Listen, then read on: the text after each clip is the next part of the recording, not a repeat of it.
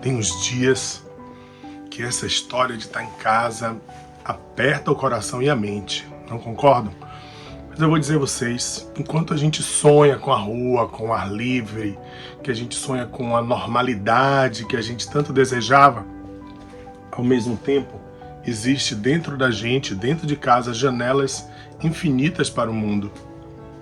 Os livros, não tenha dúvida, a leitura abre uma janela para o universo, leva você para lugares incríveis e histórias excepcionais e realidades paralelas.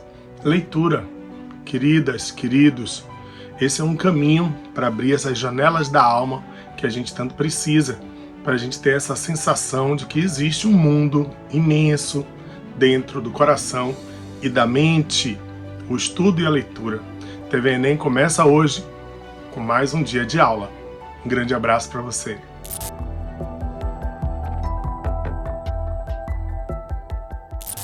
Olá, eu sou Carol Silveira, professora de redação, e na nossa aula de hoje vamos falar sobre argumentação e criticidade. Carol, não seriam termos iguais, semelhantes? Não. Em se tratando de redação, são elementos complementares. Você precisa argumentar, mas muito mais do que argumentar, você precisa evidenciar linguagem crítica. E para isso, no finalzinho dessa aula, eu vou dar dicas preciosas para vocês. Dicas, assim, objetivas de expressões que vocês podem utilizar para deixar muito claro ao seu corretor de que você tem um ponto de vista crítico sobre as ideias do seu texto. Mas antes de chegar lá, eu preciso salientar que essa ideia de argumentação não é tão simples e é uma ideia, uma concepção construída ao longo do seu texto que demanda diversos fatores. Um desses fatores é a coerência. Então, para a gente falar sobre argumentação e coerência entre as ideias, eu preciso te lembrar que a sua redação é corrigida em 5 competências, cada uma vale 200 pontos no Enem, e a competência específica que avalia a sua argumentação e a sua coerência é a competência de número 3. Carol, eu jurava que era a competência de número 4. Essa confusão é muito comum. Por quê? A gente tem um histórico, né, no nosso país a respeito do ensino de língua portuguesa, de conectar coesão e coerência, como se fossem termos muito próximos. Na verdade, coesão é uma coisa e coerência é outra. Mas só para ficar claro, a competência que avalia a coesão, seus operadores argumentativos, os seus conectivos, é a competência de número 4. E a competência que avalia a argumentação e a coerência é a competência de número 3.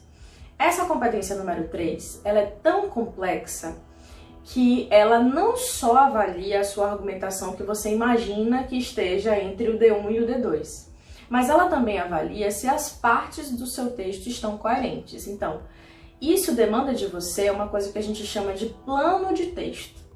O que é que seria, Carol, esse plano de texto? Antes de fazer o seu rascunho, que já seria o texto propriamente dito, já construído nos parágrafos com todos os elementos, a gente indica que você faça um planejamento prévio desse texto. Nada mais é do que um esquema elaborado em que você consiga definir qual é a sua tese, então o que é que você vai evidenciar de problemática diante daquele tema. Lembrando, tese nada mais é do que você evidenciar que o seu tema é um problema, ok? E isso deve estar, obviamente, no seu parágrafo de introdução.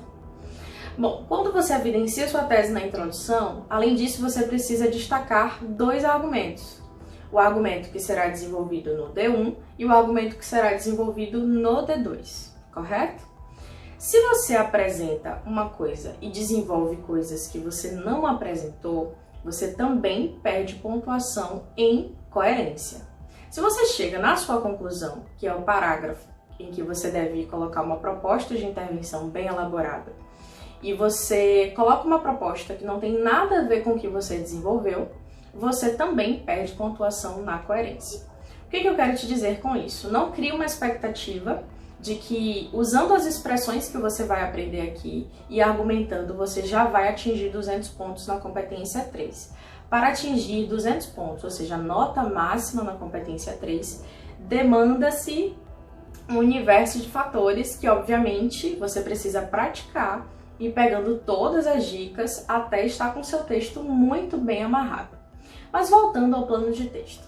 Quando a gente fala plano de texto, você diz assim, Carol, eu nem faço rascunho, para que eu vou fazer plano de texto? Eu gosto de fazer minha redação, até porque o tempo na prova é muito curto e eu gosto de ir direto ao ponto. Bom, isso, na verdade, não é um problema se funciona para você e você tira uma nota boa. Porém, a gente indica sempre o planejamento prévio, porque quando o corretor pegar o seu texto para ler, ele precisa perceber que houve um planejamento, ou seja, que você utilizou um repertório ilustrativo na introdução de maneira proposital, porque isso tinha completamente a ver com os argumentos que iriam aparecer no desenvolvimento.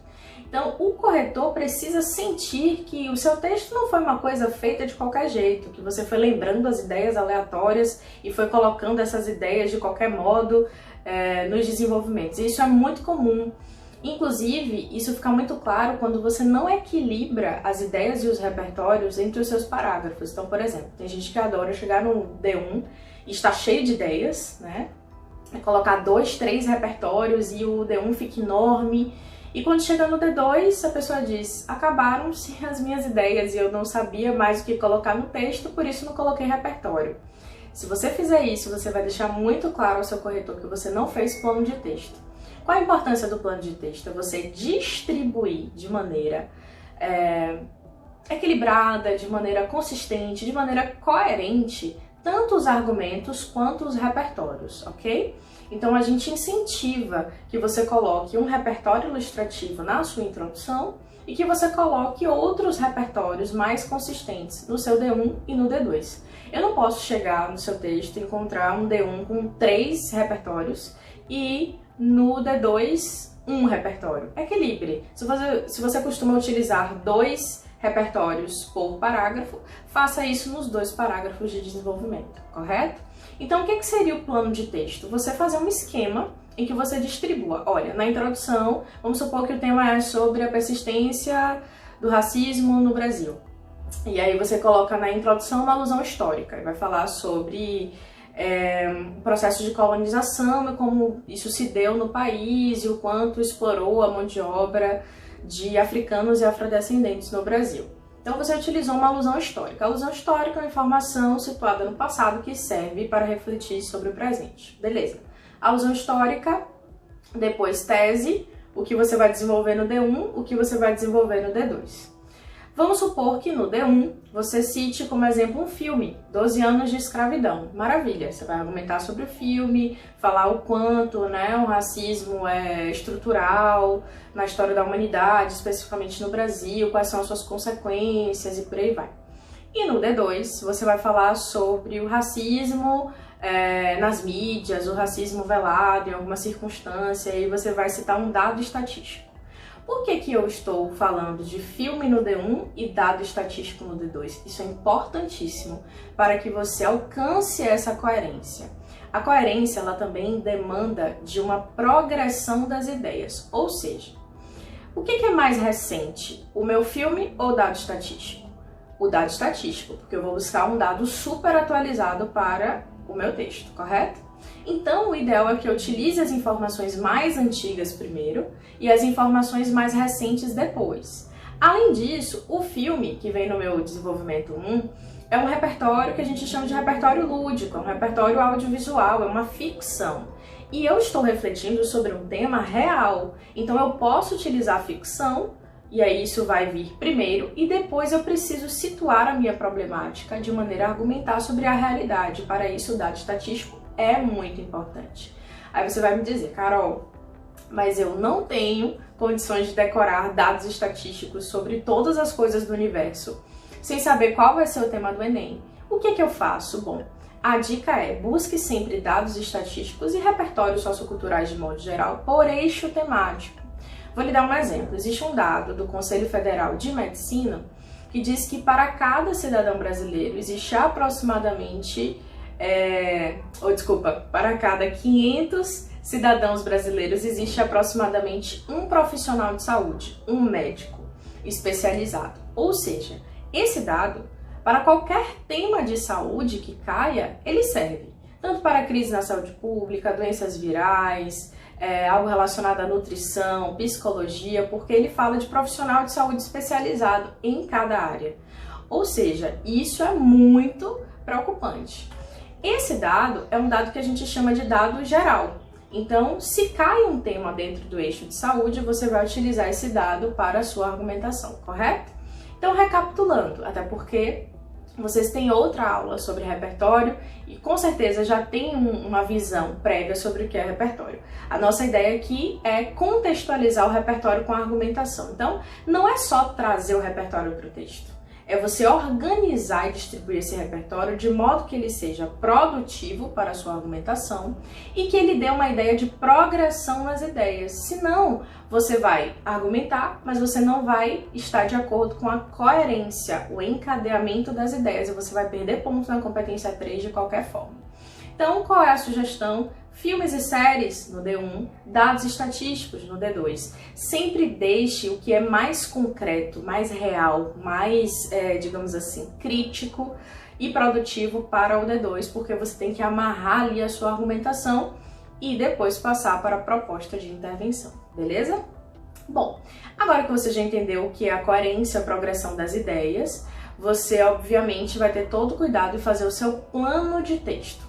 Quando a gente fala de argumentação nesse plano de texto, nada mais é do que você entender que os seus parágrafos de desenvolvimento dentro desse plano precisam ser excessivamente argumentativos. Quando eu digo excessivamente, não tem a pena de argumentar. E aí é que entram as expressões críticas que eu quero indicar para vocês. Então, vamos direto ao ponto. Na introdução, você não precisa argumentar, você vai apresentar o seu repertório ilustrativo, a sua tese e os argumentos. No D1 e no D2 você precisa argumentar muito.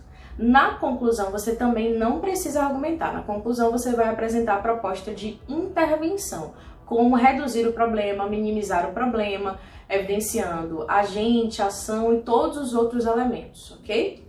Mas vamos lá. O que eu faço então no desenvolvimento, Carol, a nível de estrutura? Eu já posso começar com o meu repertório?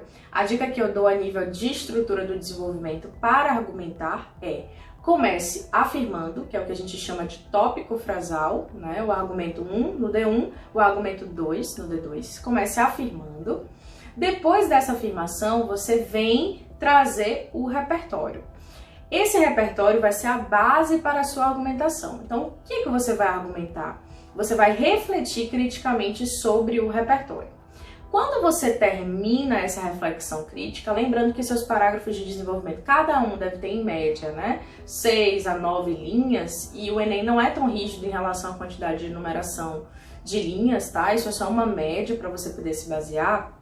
É importante que depois que você contextualizar e argumentar sobre esse repertório, você não pare por aí. O final, mais especificamente, os últimos períodos de cada desenvolvimento, então o último período do D1, o último período do D2, precisam ser excessivamente argumentativos.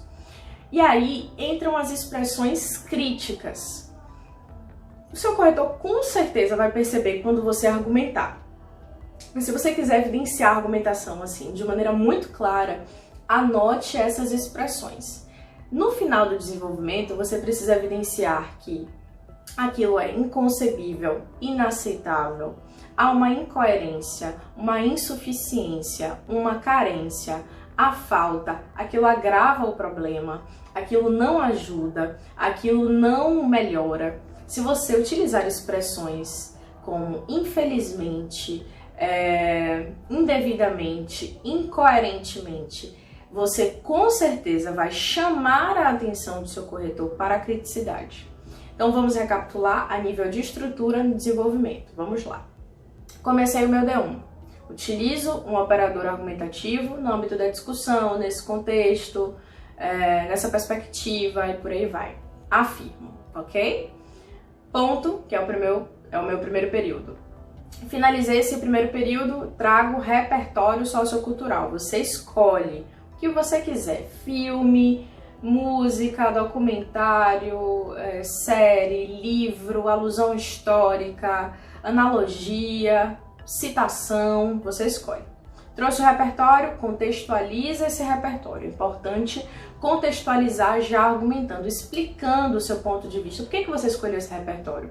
Sem utilizar a primeira pessoa do singular, eu, e a primeira pessoa do plural, nós. Não precisa. Carol, como é que eu vou argumentar sem utilizar a primeira pessoa? Muito simples. Se você diz, na minha opinião, o trânsito no Brasil é caótico, você tira o na minha opinião e coloca, o trânsito no Brasil é caótico. Essa é a sua afirmação, é o seu ponto de vista, você não perde pontuação em linguagem por utilizar a primeira pessoa, correto? Então, recapitulando. Afirmou, repertório, argumenta contextualizando o repertório. Acabou por aí? Não. Tente sempre dividir o seu parágrafo de desenvolvimento em 4 períodos. O que é período? Ponto de segmento, tá? Então, você vai, pelo menos, contar 3 a 4 pontos no seu parágrafo de desenvolvimento. E o último período precisa ser crítico. Então, para ser crítico, tente utilizar essas expressões. Essa situação é inaceitável, é inconcebível, há uma carência, há uma falta, isso é indevido, não é coerente, não é correto. Se você fizer isso, você vai fazer um desenvolvimento completo. No desenvolvimento 2, você vai repetir a mesma estrutura, só que agora com outra ideia e com outro repertório. E não se esqueça, você só vai atingir a nota máxima na competência 3 se, além de argumentar, além de ser excessivamente crítico no final de cada desenvolvimento, se você for coerente. Então, plano de texto. Introdução, apresenta, desenvolvimento, argumenta com repertório e, na conclusão, proposta de intervenção, tá bom? Não esqueça dessas expressões, use sempre, sem repetir entre o D1 e o D2 e capriche na sua marca de autoria. Se você fizer isso, com certeza o seu corretor vai dizer, olha, essa pessoa tem ponto de vista sobre esse tema. E lembrando, é um conjunto. Para isso você também precisa pesquisar e investir sempre em repertório sociocultural. Estar informado, coletar repertórios de várias áreas, de vários eixos temáticos para qualquer tema que venha cair, você consiga ter o que citar, o que argumentar e assim tirar uma nota massa na sua redação do Enem. Até a próxima aula!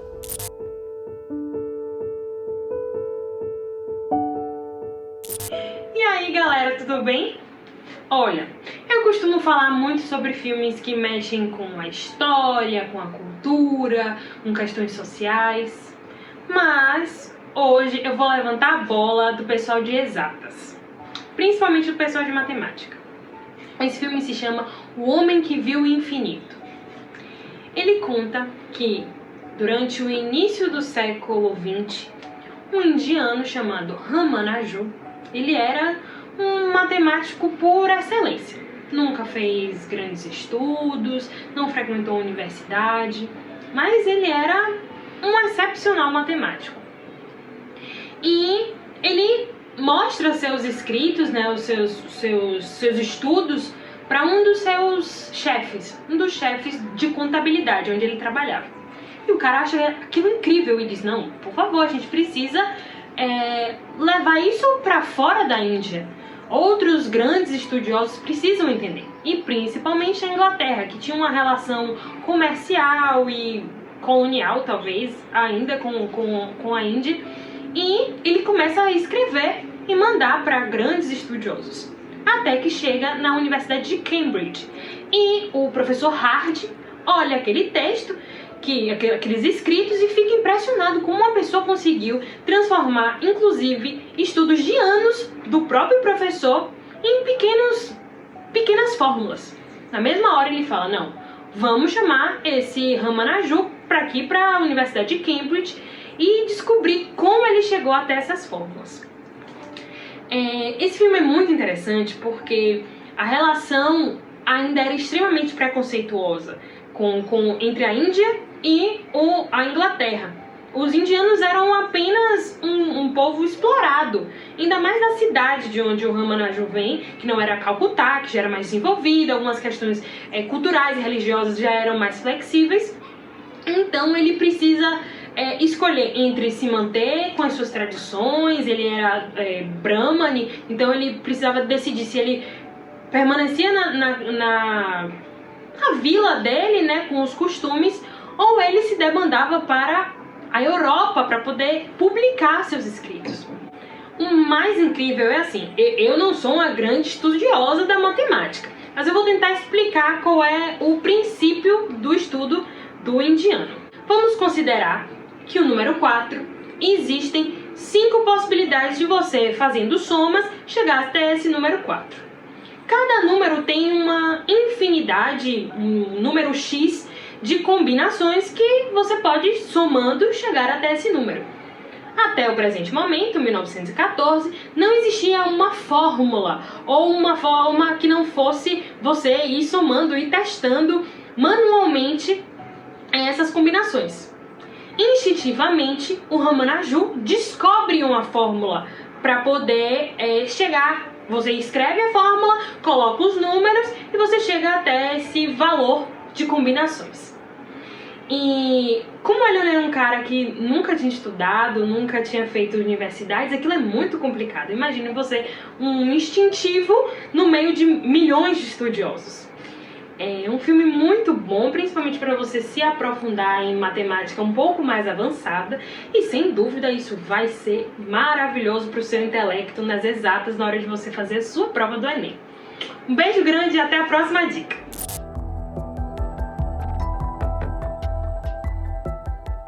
Boa tarde, galerinha da TV Enem. Mais uma vez, sejam bem-vindos a mais uma aula de História do Brasil. Eu sou a professora Dea Freitas e estou aqui para discutir mais um tema desse nosso processo histórico. Vamos lá? Hoje nós vamos falar especialmente do problema de imigração no Brasil durante o Segundo Reinado. Mais uma vez, um tema ligado ao Segundo Reinado. Esse período longo da história do Brasil, onde nós somos gestados, somos governados por Dom Pedro II, ok? E como nós vamos criar uma situação para entender a chegada dos imigrantes no Brasil durante o século XIX, mais precisamente, mais concentradamente, durante a segunda fase do Segundo Reinado, tá bom? Esse segundo período do Segundo Reinado. Os imigrantes chegaram ao Brasil, notadamente e majoritariamente, oriundos de países europeus, especialmente Itália e Alemanha. Para entender por que a chegada desses imigrantes no Brasil, nós temos que analisar duas situações. A primeira interna e a segunda interna, para ser didaticamente mais coerente. A primeira situação é a situação externa. Durante a segunda metade do século XIX, países europeus como a Itália e a Alemanha, eles viviam um processo de crise interna. A Itália e a Alemanha passavam por um processo de unificação política. Isso culminou também, paralelo a isso, no processo de mecanização no campo, principalmente na Itália. Esse processo de mecanização no campo praticamente expulsou muitos trabalhadores rurais do seu habitat, da sua terra, do seu local de trabalho, para as grandes cidades, gerando um desemprego muito grande. Então havia esse problema social, havia esse problema bélico nesses países centrais europeus.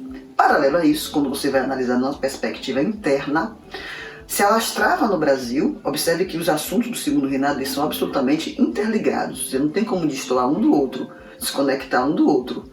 Alastrava-se no Brasil, crescia no Brasil, as lavouras cafeeiras. Essas lavouras cafeeiras elas demandavam muito trabalho. Claro e logicamente que essas lavouras crescem no sistema de plantation, latifúndio, monocultura e escravidão, que é uma herança colonial. Esse sistema de plantation crescendo, paralelo a isso também, dessa mesma circunstância, dessa mesma situação, crescia o movimento abolicionista. As revoltas escravas elas se alastravam nas senzalas brasileiras, no interior do Brasil, na região do oeste paulista. O movimento abolicionista crescia, se avolumava, nos principais bate-papos dos salões brasileiros, nos clubes fundados na época, e esse mesmo movimento abolicionista, com algumas de suas conquistas, ele tem como uma grande vitória, evidentemente, a Lei Eusébio de Queiroz, que suspende e acaba com o tráfico negreiro. Então há uma expansão da lavoura cafeeira e uma diminuição sistemática da oferta de mão de obra escrava no Brasil. Então são razões diversas. Crescem os latifúndios, cresce a exportação de café, demanda mão de obra. Essa mão de obra, por uma circunstância ou outra, o fim do tráfico negreiro, o aumento das revoltas escravas, a atuação consistente dos elementos que faziam parte do combate à escravidão no Brasil, historicamente atuantes. Então essa situação toda, né, se abraça, ela converge evidentemente com esse contexto internacional, dessa dita sobra de mão de obra.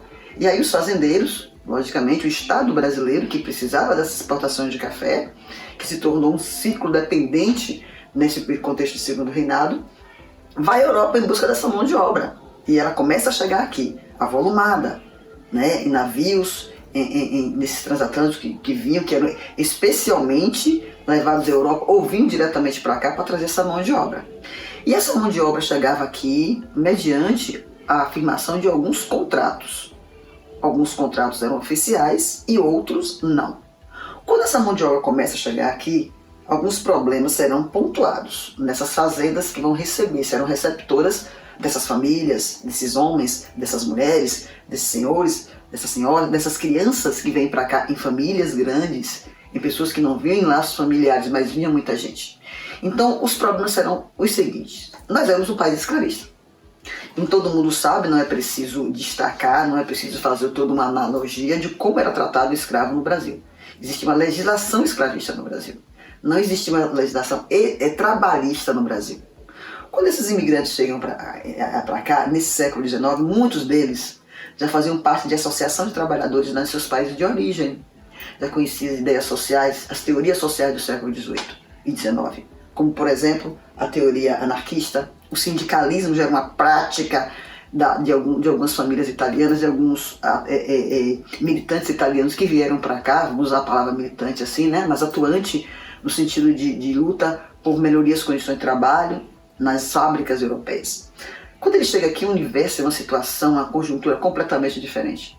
Essas famílias chegam aqui por algumas circunstâncias legais. Por exemplo, o primeiro contrato. Boa parte desses contratos de trabalho eram firmados na Europa. Essas famílias assinavam contratos às cegas, sem ter conhecimento de algumas cláusulas, algumas explícitas, outras implícitas. A primeira preocupação, o primeiro problema, essas famílias chegavam aqui endividadas. Muitas eram submetidas a essas ditas condições de trabalho que até então os escravos já estavam acostumados e se rebelavam também.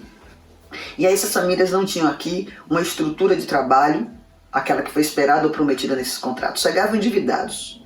Muitas famílias chegavam, iam para essas fazendas, não tinham moradia, se alojavam em antigas senzalas ou em habitações sem a mínima estrutura para abrigar, para acomodar uma família. E aí esses homens iam cumprir esses contratos já endividados. Tornavam-se escravos por dívidas. Mas esse homem que vem para cá, essas famílias que vêm para cá, que já tem uma certa, entre aspas, militância na luta por direitos trabalhistas, eles não se conformam com essa modalidade de trabalho. Muitos deles vão formar motins nas fazendas, vão liderar assim o que a gente pode chamar de paralisação do setor produtivo, que chama-se hoje de greve, e muitos fazendeiros eles vão recorrer ao Estado. Não existia uma legislação no Brasil. Esses homens, muitos deles, fogem das fazendas, vão para o sul do Brasil ocupar terras. Muitas colônias no sul foram fundadas assim. Então olha o problema que o Estado brasileiro, um problema legal que o Estado brasileiro tem que assumir essa responsabilidade. Então esse primeiro contrato, essas primeiras formalidades de contrato, causam essas lutas sociais no Brasil, ligadas a essa questão da luta, da origem da luta pelas leis trabalhistas, até então quase inexistentes no país. Uma segunda modalidade de contrato que esses imigrantes vão introduzir no Brasil é um sistema oficial. Esse primeiro sistema do fazendeiro chama-se, a literatura histórica chama de sistema de parceria. O segundo momento, o segundo contrato, é chamado o contrato oficial.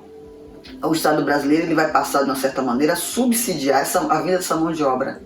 Muitos imigrantes chegavam aqui com um contrato firmado, mas com as despesas pagas pelo Estado. Então oficializou o sistema de imigração no Brasil. E muitos fazendeiros foram beneficiados, porque eles não tinham que custear essa viagem. O poder público assumiu sua responsabilidade com a política oficial de imigração. Então, o Brasil vai conviver nesse espaço físico, geográfico, histórico, social, com essa nova modalidade de trabalho. E um país escravista começa a sentir o jeito, a modalidade, a tipologia de um trabalho agora remunerado, com todos os problemas que essa nova forma de trabalho vai causar. Então, o imigrante ele chega aqui. E essa nova modalidade de trabalho vai nos trazer muitas novidades. Os novos contratos de trabalho, um trabalho por produtividade, a culinária brasileira nas fazendas ela será engessada, e aí essa miscigenação tão bela, tão típica de Brasil, dessa mistura culinária, dessa mistura étnico-racial, ela é um legado desse processo de imigração. Se você vê a geografia de São Paulo hoje, alguns bairros que foram fundados por alemães, outros por italianos, futuramente, não agora, virão japoneses, não na Primeira Guerra Mundial, mas olha que bela história nós temos para contar. Olha que bela história nós temos para investigar, entender a formação de um país tão plural, tão mosaico, e essa colaboração desses povos de várias origens. Claro que aqui não nos cabe fazer uma analogia desse problema de imigração quanto a uma questão de xenofobia.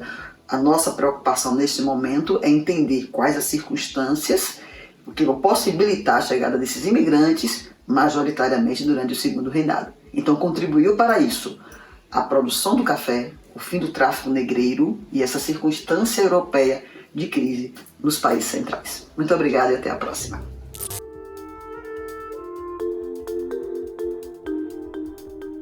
Olá galera, professor Denis, professor de matemática, também conhecido como professor Deninho.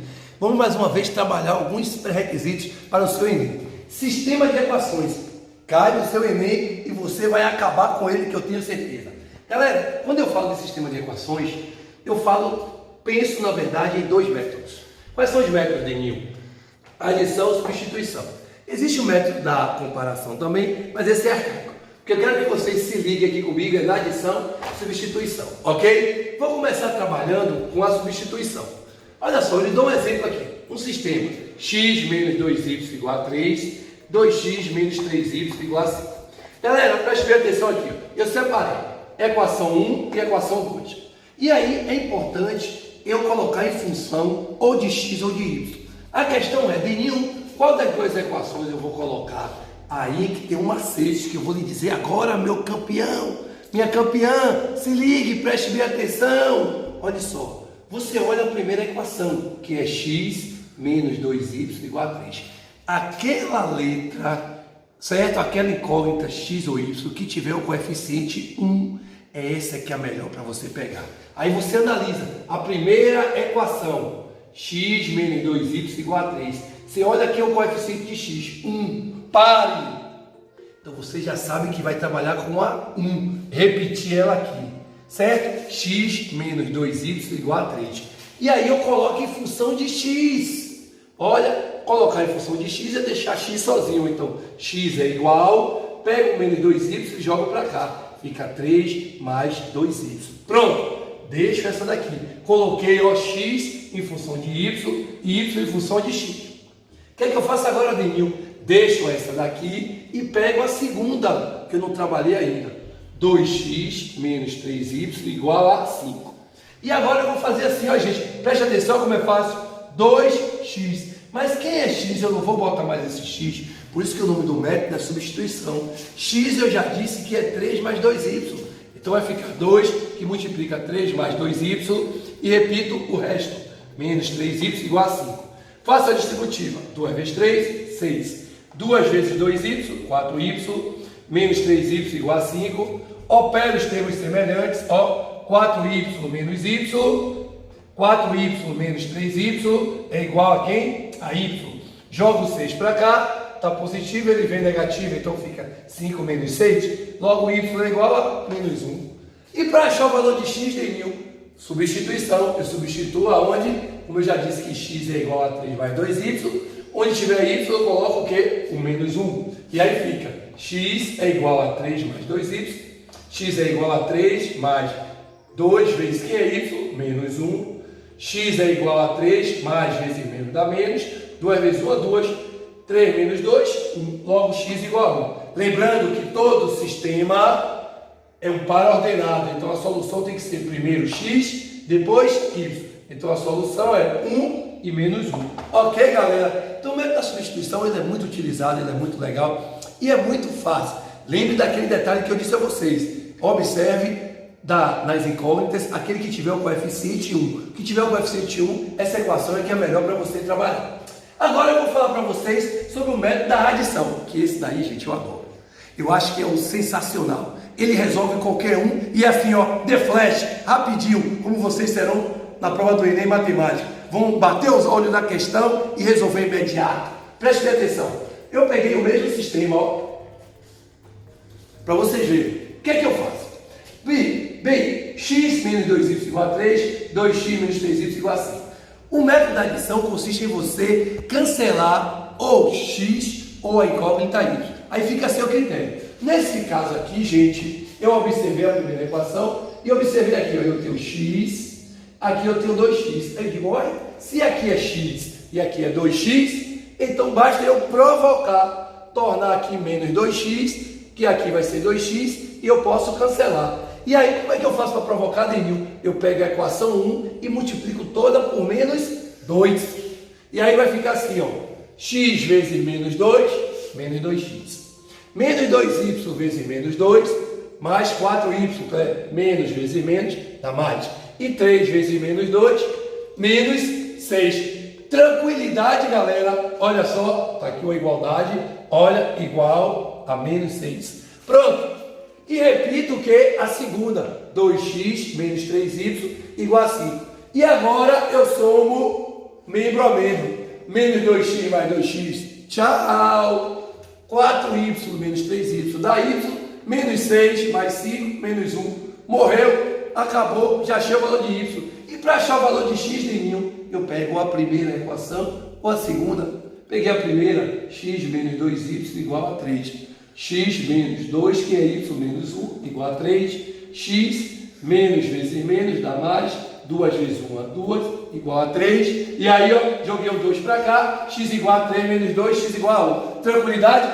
Agora existem alguns problemas, gente. E nesses problemas, ele pega o seguinte. Vamos supor que o cara tem um sítio. E nesse sítio ele tem coelhos e gatos, totalizando 100 animais.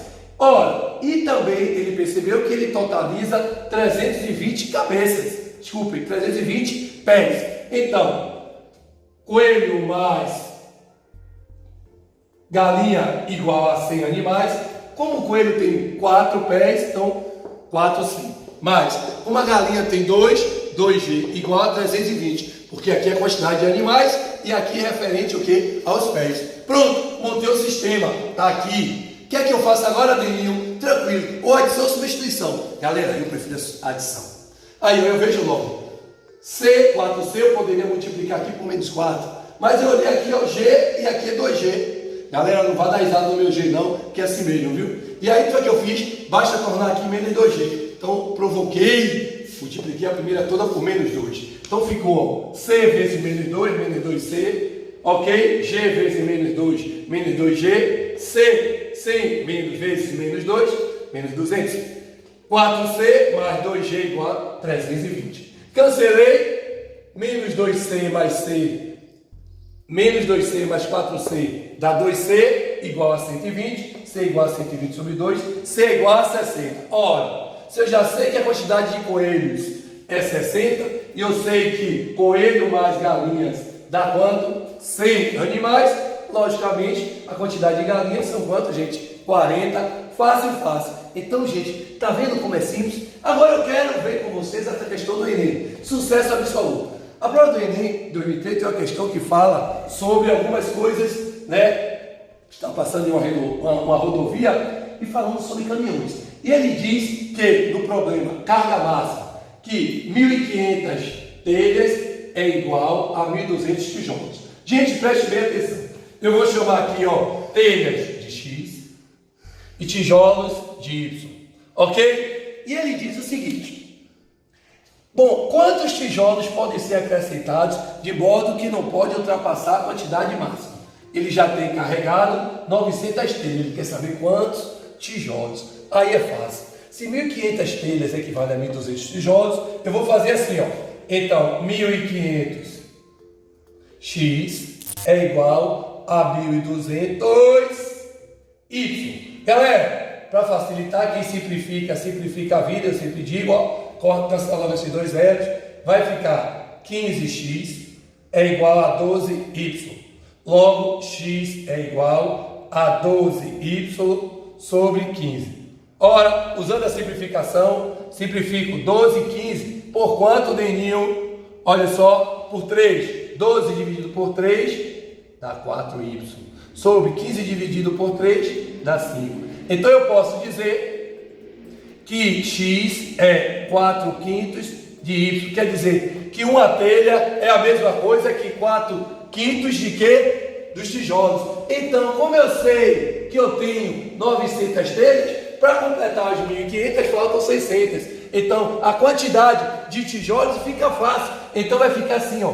Basta eu pegar, ó, 4/5 e multiplicar por quanto? Por 600.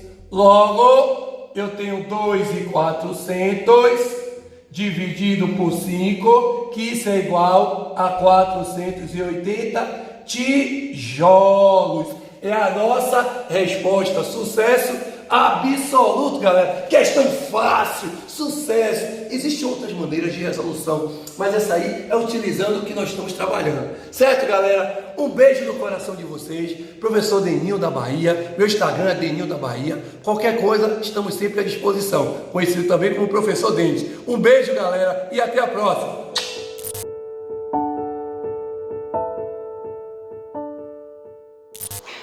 Fala, galerinha! Como é que vocês estão?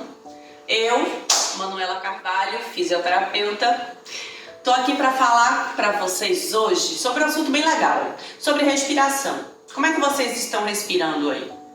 Parem, prestem atenção na qualidade de respiração de vocês.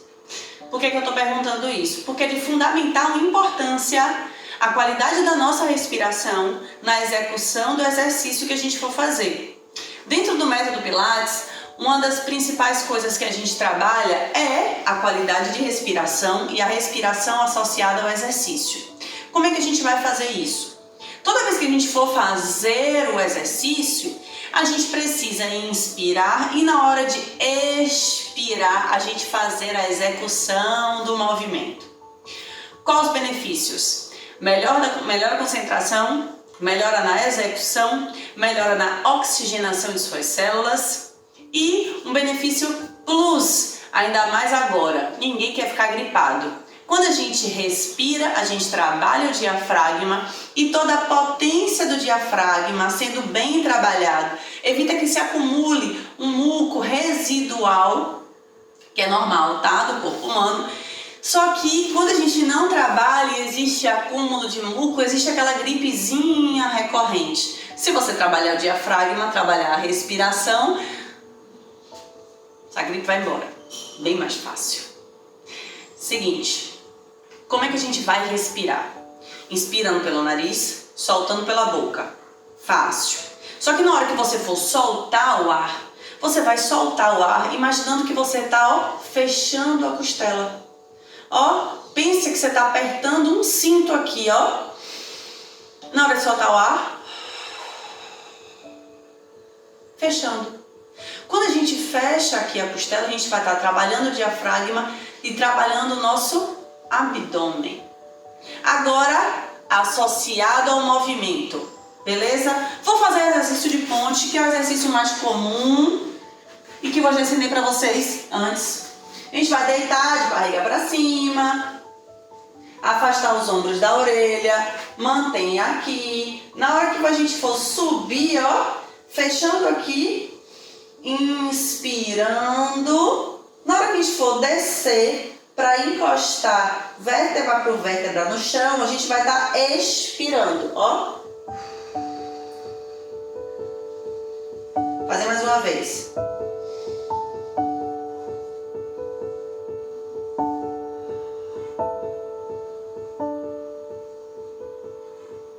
Beleza? O que é que eu quero? Tarefinha. Primeiro, observar como é que vocês estão respirando e outra, começar a fazer os exercícios, principalmente o da ponte, associando inspiração e expiração.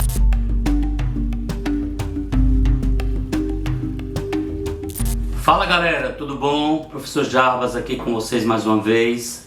Espero que os estudos de vocês, tenham aí continuado e a gente está aqui para mais uma aula importante de física. Gente, nós vamos falar hoje um pouquinho sobre o atrito, O atrito tão presente no nosso dia a dia, tão cobrado também no Exame Nacional do Ensino Médio, Sobretudo em questões envolvendo a terceira lei de Newton associada, resistência do ar, por exemplo, que é um atrito especial, o atrito que existe ao longo de uma simples caminhada, onde o atrito está nesse caso relacionado também num par ação e reação, que envolve a terceira lei de Newton. Então hoje a gente vai bater um papo aqui sobre o atrito, tá? Galera, para a gente começar essa discussão aqui rápida, porém objetiva e importante, eu trouxe aqui a classificação de algumas forças, sobretudo quando se trabalha com dinâmica de Newton. É importante fazer essa classificação para que você tenha exatamente noção do tipo de força que você está abordando em cada situação especial. Então, gente, eu tenho forças de campo, E aí é importante lembrar que essas forças de campo são associadas, por exemplo, à discussão de força gravitacional, força peso, Temos também força magnética e força elétrica, São três forças importantes, chamadas forças de campo, Existe um campo por trás e esse campo permite interação por meio dessas forças. Temos também as forças de contato. Eu trouxe aqui a normal, que é a força exercida por uma superfície quando há contato com essa superfície. Força de tração também, ou tensão, porque está associada ao tracionamento de um cabo ligado a um corpo, por exemplo, então não deixa de ter contato. E força de atrito, que é exatamente o nosso debate sobre hoje. Então eu trouxe aqui, para a gente começar, uma definição intuitiva do atrito, Esse atrito você pode entender como sendo uma força empírica, e é uma força de resistência ao movimento ou a tendência dele. Como assim, professor? Eu posso entender que existe atrito quando um corpo já está em movimento, ou também existe atrito quando o corpo está parado, ou mesmo na iminência, ou seja, nos instantes antes, que antecedem a entrada desse corpo em movimento. É importante salientar sobre isso. Então, na verdade, essa força de atrito é uma força de contato, e essa força de contato vai levar em consideração o grau de regularidade de uma superfície de contato. Então, se nós pudéssemos observar a nível microscópico, essa superfície com certeza não seria uma superfície polida, regular. Ela tem irregularidades, deformações, e são essas deformações que vão implicar uma das características da força de atrito, a força de resistência, que estará associada à dificuldade que um corpo tem em se deslocar, em produzir movimento sobre essa superfície. E é importante salientar que a força de atrito é extremamente importante em algumas situações. Eu, inclusive, citei aqui no início, o simples fato de caminhar está associado com a característica benéfica do atrito. A falta de atrito, ou em superfícies que sejam completamente polidas, dificultaria o nosso movimento. Então a força de atrito ela tem que ser entendida no seu âmbito mais geral. Gente, então eu trouxe aqui para a gente, esse grau de rugosidade, inclusive, das superfícies, por assim dizer. O grau de regularidade é medida por um coeficiente que a gente colocou aqui no item 4, que é chamado coeficiente de atrito, que é o μ. E esse μ vai dizer, é uma grandeza adimensional, ou seja, não apresenta unidade, ele vai dizer o quanto a superfície é rugosa ou não. Então nós classificamos aqui o contato da superfície e o atrito pode ser classificado de duas maneiras básicas. Eu posso dizer que o atrito é um atrito de rolamento ou é um atrito de deslizamento. Por quê? Porque isso está associado como o corpo vai produzir o seu movimento sobre a superfície. Se vai tentar rolar sobre essa superfície ou se vai tentar deslizar sobre essa superfície. E isso faz toda a diferença. Por quê? Porque o atrito, como eu falei, está associado com o contato. E a forma com que o movimento é feito sobre a superfície vai dizer se a superfície de contato será maior ou se será menor. E isso influencia na intensidade do atrito produzido em determinadas situações. Então, nós temos de maneira geral o atrito de rolamento e o atrito de deslizamento. No rolamento é um pouco menor e no atrito ele é maior, justamente por conta dessa superfície de contato. Então, imagine você tentar arrastar uma caixa sobre uma superfície porosa, sobre uma superfície áspera, a tendência é que esse atrito envolvido será maior. Mas se você, em vez disso, tentar fazer o rolamento, por exemplo, de um cilindro sobre essa superfície, provavelmente esse atrito será menor, porque entra aí a questão da área de contato. Senhores, eu trago aqui também no item 5 a quantificação dessa força, ou seja, a gente vai calcular o módulo dela. Então, coloquei aqui uma ideia geral para a gente mostrar que o atrito ele tende a produzir uma oposição ao movimento ou à tendência dele. Então, o módulo, estou colocando ali o módulo da força, porque lembrando que ela atua em sentido oposto ao movimento que está sendo realizado sobre a superfície, o módulo da força de atrito é igual a μ vezes o módulo da força normal. Lembrar você especificamente que o módulo da força normal, apenas o módulo, ele é igual ao módulo da força peso em um caso específico, que é o caso onde o plano estudado é um plano horizontal. No caso, o plano inclinado, esse módulo da força normal será o módulo de uma das componentes do peso, e isso a gente vai ver depois. Então, nós temos aqui módulo de Fat igual a μ vezes m. Só que aí eu gostaria de fazer aqui uma análise conceitual de como se comporta o atrito, a intensidade dele, para um corpo apoiado em uma superfície. E para isso, a gente classifica o atrito, em dois tipos básicos, na verdade, de acordo com o seu crescimento e intensidade.